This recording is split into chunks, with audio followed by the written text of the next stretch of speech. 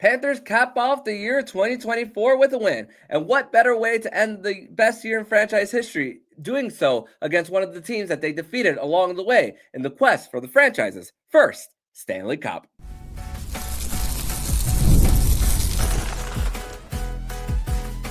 You're Locked On Panthers, your daily podcast on the Florida Panthers. Part of the Locked On Podcast Network, your team every day. And welcome into this Tuesday, December 31st edition of the Locked On Florida Panthers podcast, part of the Locked On Podcast Network, where it's your team every day. Thank you for making the Locked On Florida Panthers podcast your first listen of the day. I'm Armando Velez, and you can follow me on X and Blue Sky at Monoman12. Follow show account on X and Instagram at LO_FLA Panthers, and on Blue Sky at LOFLA Panthers. You can check out the podcast on anywhere you listen to podcasts and on YouTube. And what a way to end the calendar year of 2024 for the Florida Panthers. A 5-3 win over the New York Rangers in what we know with the end of the year, expecting this trip every single time for the Montreal Canadiens and the New York Rangers coming to town. And I mean, let's start a little bit with how we got here over the weekend with the Panthers and just off the Christmas break, the team not traveling and then having to come out with a 1:00 game where Paul Maurice spoke about how over the last few years about emotional advantage for the opposition. And that's what Montreal had on Saturday after traveling, after a holiday, while the Panthers got to sit home. Although they had a practice, the fact that they don't have that travel day to be with the team and have the camaraderie, and also while you're still kind of in Christmas or Hanukkah mode, whichever the ones they celebrate, and then having to come and play a hockey game against a team that is starting a goaltender who never started in an NHL game before in Jakub Dobeš. And the Panthers had no answers. Power play struggled, a shorthanded goal against. Panthers not getting their second chance opportunities for them. And then rare scores from the Montreal Canadiens there in Kirby Dach and Jake Evans there for them, and just for the Panthers, and just no energy there. But how about coming into Monday, another game without Niko Mikkola, and also the Panthers switching up some of the forward lines now for them in this one, with Eetu Luostarinen going on the second line for the Panthers, and then Carter Verhaeghe downgraded to the third line, going with Anton Lundell there for that one, and Jesper Boqvist. But talk about a little bit of a mix where the Panthers are coming into Monday night's game with struggling to score. They went 0 for 5 on the power play in their two games. I mean, shut out 4 times in the month of December and twice in a row on home ice. That hadn't happened since 2003. So Paul Maurice kind of trying to put something out before it got any worse for the Panthers coming over here. And I mean, paid off for the Panthers for sure, getting especially scoring early. But I mean, with the New York Rangers coming into this, I mean, losing 14 out of 18, trading Trouba, forcing him to waive his modified no trade, trading Kaapo Kakko after getting scratched. You saw some of the same mistakes that the New York Rangers kind of made when the Panthers were scoring goals, similar to the first one. An errant pass by Mika Zibanejad ends up on the stick of Gustav Forsling and then redirected by Eetu Luostarinen. Two minutes later, the puck support from Maki Samoskevich while AJ Greer was battling below the goal line, and then got it back up. Uwe Smolinskis and Dmitry Kulikov cross above the circles, and then there's traffic in front. Igor Shesterkin, nothing you can do about it for him. And then the challenge for them for down 2-0 really early on in the game. And then I felt it was a desperation challenge by the New York Rangers with everything that they've gone through over the last just month and how they've spiraled all the way to last place in the Metropolitan Division. But in this game for the Panthers, it was really, although the stats say 0 for 4, I felt for the Cats, you really got into their heads multiple times when they went up 2-0 and then you're going on the power play again. And when you take the lead and then Ryan Lindgren takes the penalty off a little bit of a dump that Sam Reinhart does when he's trying to enter the zone, and then you see him slam his stick. towards the end of the second period when the Panthers go up 3-2. And it really, for the Panthers, that is where the emotional edge that they have of a disciplined hockey team over one like the New York Rangers there. And I mean, yeah, the Rangers aren't the best 5-on-5 team, but you're not giving yourself an opportunity when you do go down multiple times. And I mean, you think about the things going south for them and and for them, the Panthers still getting into the heads. I mean, I mentioned the puck support from AJ Greer, and also AJ Greer getting into the head of Alexis Lafreniere, committing another roughing penalty there. 2 minutes after the Panthers killed the penalty, after the Rangers killed the penalty, excuse me, after it went up 2-0. It was just about consistently getting into their heads for the Panthers. And the first period was really dominant for the Cats, looking kind of like the Eastern Conference Final. But then the last two periods, we really saw that push from the New York Rangers there. And how many times did you hear on the broadcast, assuming you guys listen to this on Script Sports, that Will Cooley and Philip Hedl were the ones with the high danger chances? Not Mika Zibanejad, not Artemi Panarin, not Alexis Lafreniere. It was none of those guys who were getting in. Vincent Trocheck had a great game for the New York Rangers. We'll talk about a big chance that was stopped a little later on.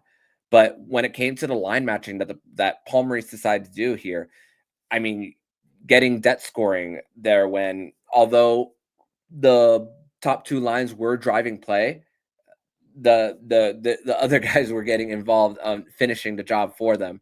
And I mean, for them, Carter Verhaeghe impacting the third goal, which Jesper Boqvist is first of the game, sixth of the season, where a shot from the point goes off the boards. Lundell attempts a wraparound. Verhaeghe pokes at the puck, and then Igor Shesterkin is scrambling for him, and then Jesper Boqvist converting. And then, although the Panthers took the lead going into the third period, and the Rangers ended up scoring on a power play for them, the Panthers once again created an opportunity on a second chance opportunity and an errant clear from the New York Rangers. It happened so many times. The Panthers were bullying Keandre Miller with his breakout passes in that Eastern Conference Final Series, and then an errant pass goes to Adam Boqvist, and then Jesper Boqvist is there on the second chance opportunity for them.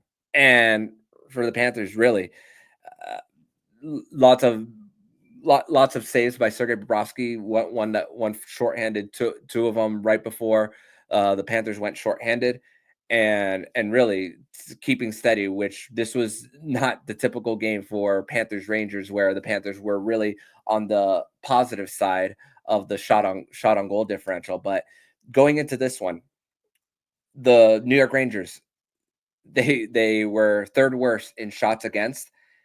And that's also because a lot of the time they're also going to the box, which their penalty PIM differential, check this on Money Puck right before the game, third worst in the NHL at 54%, which the Panthers are below 50%, which they are more likely to bait the opposition into penalties than they are to be baited for them.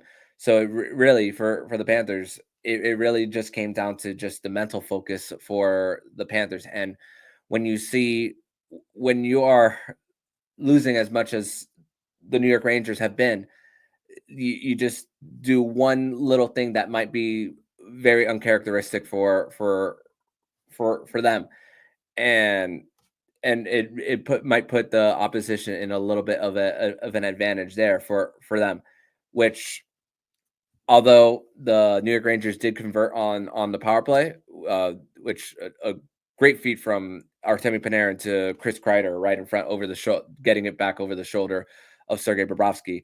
I mean, the Panthers still, for them, ability to force them to the outside on the 6-on-4, which was just an outstanding way to end the game for the Panthers. I mean, the New York Rangers really a lot of the times thought they were going to get it past Bobrovsky, and you see that Will Cooley, Phil Hedl, they're going to have nightmares, because I'm sure they were thinking, if I got that puck a little bit higher on this one, you're they're probably thinking about that a whole bunch of times throughout the night. And for the Panthers, just sticking to it, never trailing in this one, and multiple times when it was just once again getting to the leads and then going back right back on the man advantage for them. Although the Panthers did shoot themselves in the foot with 2 delay a game puck over glass penalties, which made things a little nerve wracking towards the end of that one. But the Panthers still found a way to cap it off where Alexander Barkov got the empty net goal. I know that he doesn't really like shooting at the empty net, but when you're attempting to ice the game, hey, you take what you can get there for the captain. 11 goals on the season for him. But we're going to transition over to segment number 2, where we are going to discuss more about our 3 stars of the game, and we are going to discuss more about when we knew the game was won. We're going to discuss that more next here on the Locked On Florida Panthers podcast. Today's episode is brought to you by Rocket Money. And did Rocket Money help you find any subscriptions that you forgot about or that you were paying for twice?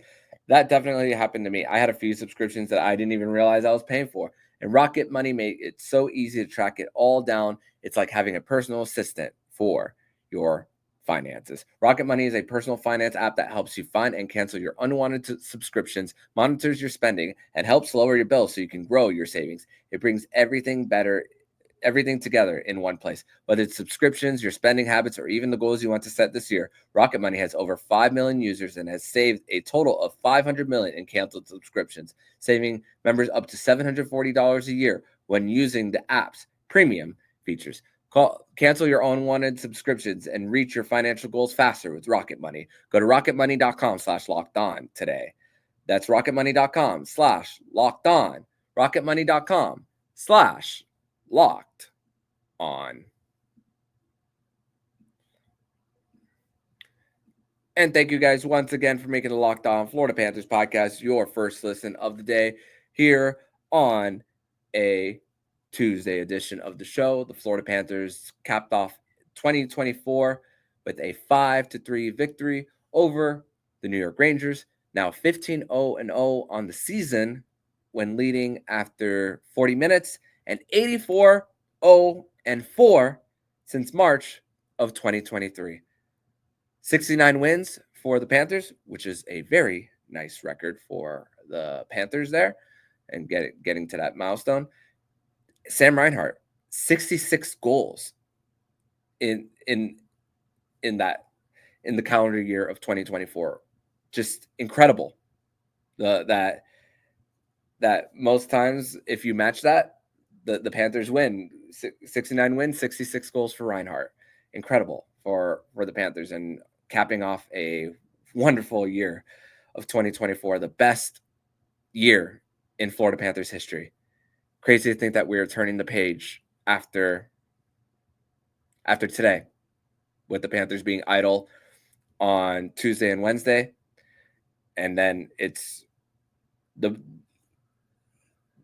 Panthers now having to just go right into 2025 and still continue on with what they've built, which right now they lead the Atlantic Division by 2 points, with the Toronto Maple Leafs playing on New Year's Eve against the New York Islanders, which they lost to the New York Islanders recently without Austin Matthews. But 3 stars of the game for the Florida Panthers here for them. I'm going to go with third star, Uvis Belinskis, 2.9, career high. And credit to the entire defense corps with Niko Mikkola out for a second consecutive game. And with these pairs together for the Panthers here, man, did those 16 games for the Panthers in 2023-24 when Ekblad and Montour were out, and then having Belinskis creating a little bit of that familiarity with a guy like Kulikov. I mean, continuity is a great thing for the Panthers. And although Mikkola's loss is short term, which Paul Maurice spoke about it being about pain tolerance and not wanting to put him out there only to take him out again. He wants to make sure that he's fully healed. Belinskis once again, high offensive upside for him getting the 2 points. I'm very excited once again for next year for Uvis to be part of the Olympics for Team Latvia, which he's probably going to also hopefully the Panthers go on another playoff run so that he doesn't have to compete in world championships for Team Latvia there. So hopefully the next time he makes an international appearance will be in the Olympics there. But 2-point night. And once again, credit to the defense corps for having those pieces together on with some familiarity. And even though like I said earlier, this wasn't your typical New York Rangers Florida Panthers game as far as the shot on goal differential, but when it came to the type of goals that the Panthers scored, with Igor Shesterkin scrambling and the New York Rangers not collapsing around their net, that was where the game was kind of similar in them. And the Panthers, it wasn't really the strongest of games when it came to connecting on their breakout passes. I felt like Kulikov was getting swarmed a bit by the New York Rangers, and that really for the Panthers really helped get more of their high danger chances for them. Number 2 star for the Panthers, Jesper Boqvist, 2 goals, both of them the go-ahead goals at the time, 4 shots on goal, 3 hits. How about that? Depth scoring picking up when the top line once again didn't get on the score sheet. And again, the wonderful PK that the Panthers had, giving the New York Rangers zero time and space. And also, we've seen the Panthers at times go for aggressive line changes whenever the puck isn't all the way deep. And I thought the Panthers were really patient on that 6-on-4, especially when Luostarinen was on the ice. The puck was just getting to the opposing blue line, and the Panthers were still getting up to the red line and still making sure that their sticks were active and to not allow any type of stretch if the Rangers were attempting to gain the zone with speed. So credit to that part of the Panthers and just overall keeping the lead, even though it was tied at one point at 3 in the third period there. But number 1 star for the Florida Panthers, Sergei Bobrovsky, 33 of 36, did not have the best of starts against the Tampa Bay Lightning, which that game was about emotion last week with, once again, the knee-on-knee collision from Nikita Kucherov on Matthew Tkachuk. And the Panthers were just trying to get out of there alive and healthy for them after going down 3-0 early. And once again, that was a game for the Panthers of just living to see another day. And you live to see another day so that you can get a performance like Monday night against the New York Rangers, an opponent that they have been very familiar with. And it's crazy. The New York Rangers at the time were on a roll right before the Florida Panthers came into Madison Square Garden, just right at the end of October, right before they went to Finland. That was the start of the Panthers' big run. And then we had the bathrobes and everything. But Bobrovsky, number 1 star, came up big on a shorthanded chance by Vincent Trocheck, an errant pass to Aaron Ekblad, and then Ekblad having to keep up with Vincent Trocheck, where Sergei Bobrovsky was able to get a blocker on it. And then Filipino and Will Cooley were starting to get their rush chances at the beginning of the second period, which ultimately ended up later on in a goal off a give and go, where Hedo was where the puck was thrown on net and Filipino was there to finish on the second chance opportunities. But also when Ekblad went to the box for the delay of game, the first of the 2 that the Panthers had in this one, Trocheck right off the draw, that right in the slot, saved by Bobrovsky. And then when the Panthers, this is where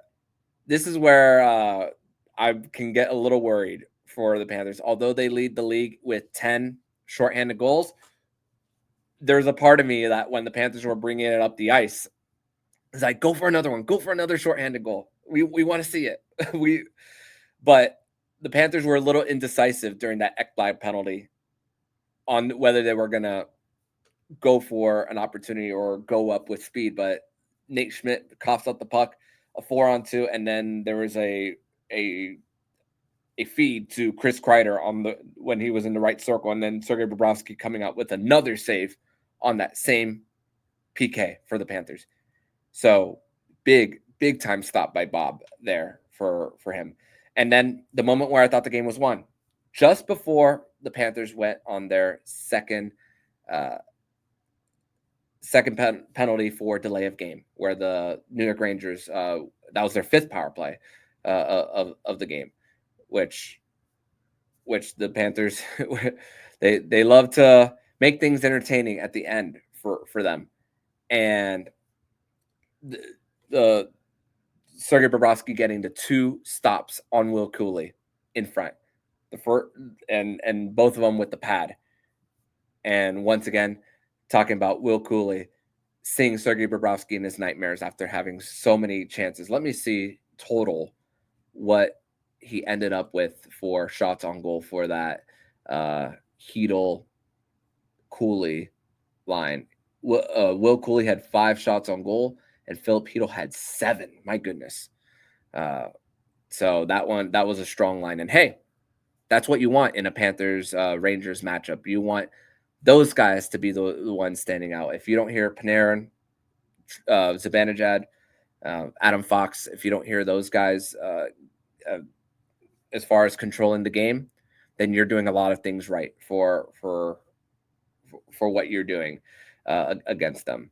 So, which that line of Jesper Boqvist, Anton Lundell, and Carter Verhaeghe, over 2/3 of the Corsi percentage, and then 2/3 of the goals for percentage, and the shots on goal were just over 50 for that group. So once again, a lot of control play, and it was all about the bottom, the middle 6 for the Panthers here that got them to this win. So once again, a game of depth scoring for the Panthers, where they stepped up big time in this one. But we're going to transition over to segment number 3, where we are going to discuss more about the World Juniors and what's coming up for the Panthers in 2025. And we could be hearing possibly an announcement of the Panthers outdoor game.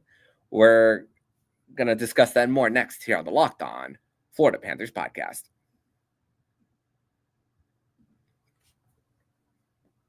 Third and final segment here on this Tuesday, December 31st edition of the Locked On Florida Panthers podcast. Thank you once again for making the Locked On Florida Panthers podcast your first listen of the day here on a Tuesday. And 10-0-1 against teams that they've faced in the last 2 postseasons. All you got to do is say that you're facing one of Tampa, Toronto, Boston, Carolina, and New York. That's all you got to say. And the Panthers will be wide awake in a matchup. Incredible what they continue to do. And when they decide to. That's the crazy thing, when they decide. But for the Panthers, just an incredible year once again. And sometimes I'm at a loss for words for how great everything has just been. And now we unfortunately have to put it behind us. And that I'm looking forward to what 2025 is going to bring here, with them having a chance to do it again. But still, there's still a lot of hockey to consume and a lot of things coming up for this Panthers team. And hopefully an announcement of them being awarded an outdoor game, which the Winter Classic tomorrow is at 5:00 at Wrigley Field. The Chicago Blackhawks versus St. Louis Blues. Not a lot of hype around this Winter Classic due to the records of the teams. The St. Louis Blues are in the state of mediocrity, although they've had a coaching change with Jim Montgomery. The Panthers just recently saw them off that shift that Barkov took over, and then ended up with him scoring a power play goal for the Panthers to get that win. And the Chicago Blackhawks with them making a coaching change and Connor Bedard not having a little bit of a sophomore slump there. But what better to showcase him early on in his career than in an outdoor game at historic Wrigley Field, a venue that's over 100 years old for them. So hockey at 5:00 on TNT, but there's also 4 World Junior games to consume there, which USA will take on Canada in the final game of group play, which there's a lot of stress going around both teams, both picking up a loss, which Matthew Schaefer for Team Canada, defenseman, is out for the rest of the tournament. USA Hockey upset by Finland on Sunday. Blue line for the United States has kind of struggled for them, and Trey Augustine, although he is probably the best goalie in this tournament, has given up 4 goals in two of their games that he has started. But the best story, we spoke about Uvis Balinskis. We hope that next time we see him on an ice in an international setting will be the Olympics next year in Italy. Latvia advancing to the quarterfinals. And yes, they won facing 55 shots against Canada and winning in a shootout. But today, on Monday, they were tied with Germany 3-3. Germany pulls the empty net, puts the extra attacker while on the power play, and Latvia scores on the empty net. They win, and they're advancing to the quarterfinals, while Germany is going to the relegation round for them. So we had that upset. We also had UNLV club hockey defeating University of Denver in a shootout, the national champion Denver Pioneers there. And also a crazy sequence in the Slovakia-Kazakhstan game where Slovakia still found a way to win, but they were up 4-2, and then Kazakhstan scores twice shorthanded. So overall just bonkers of what's going on in the World Juniors that's going on right now in Ottawa. Sweden is still undefeated. Last time we spoke to you guys, they were 2-0. Now they're 3-0. They'll be advancing to the quarterfinals. There, Linus Eriksson still sits on 2 goals for the tournament. So that's another thing for Sweden. So they'll be taking the ice on New Year's Eve in a big World Junior Marathon, Winter Classic, college football playoff. Just a big day in the sports calendar for just sports in general, and I'm excited for possible announcement because they will have a whole year to prepare. We'll know possibly an opponent of this, and yeah, I spoke about the records of Blues and Blackhawks, but watching the outdoor games, the Winter Classics, I don't feel as much of the buzz of that as there have been 40 plus of these watching it from afar. Obviously, I've never attended one in person. And then hearing Mark Lazarus today on the Athletic Hockey Show discussing about feeling the buzz more of when you are actually in that place versus watching on TV. And the look of it, we might think of it as maybe a little stale, but this is more than just a game in a rink, putting a rink on a baseball diamond for when the Panthers have their game at Lone Depot Park. It's just once again an opportunity for the Panthers to be even more on the map. They already are with winning the cup, winning as much as they had not only in 2024 but before. But we get to finally talk about an opponent if that is that the Panthers are the team to host it, because the urgency, like I said, to get Connor Bedard on the national stage for an outdoor game,